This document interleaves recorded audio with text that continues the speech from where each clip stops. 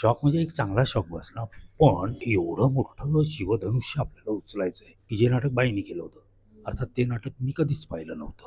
82 सालातलं नाटक मी पाहिलं नव्हतं. फॉर दॅट मॅटर आमच्या नाटकाच्या ह्या आत्ताच्या सगळ्या ह्या टीममध्ये कोणीच नाटक नाही पाहिलं. फक्त शरदनी तो शाळेत असताना बघितलंय.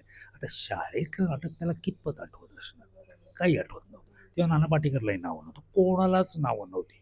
ते सगळे मोठे झाले त्या नाटकामुळे, ते सगळे मोठे झाले पुढे. म्हणजे याचा अर्थ असा होतो, की हे माझ्यासाठी फ्रेश स्क्रिप्ट आहे. मी काय हे पुनरुज्जीवित म्हणून नाही करत आहे ॲज अ डिरेक्टर म्हणून. पण त्यातलं काहीच माहीत नाही. बाबा हा राजन तू असा सीन बसवला जाता, बाईनी बघ कसा. हे सांगायलाच कोणी नाही किंवा ते मी मुळातच बघितलं नसल्यामुळे माझ्यासाठी हे फ्रेश आहे. माझ्यासाठी पुनरुज्जीवित नाहीच आहे. त्यामुळे जेव्हा मी माझं नवीन नाटक बसवतो, तेव्हा जी एनर्जी हवी असते, जे एफर्ट्स लागतात, जो अभ्यास लागतो, तो सगळा ह्या नाटकासाठी मला करावा लागला.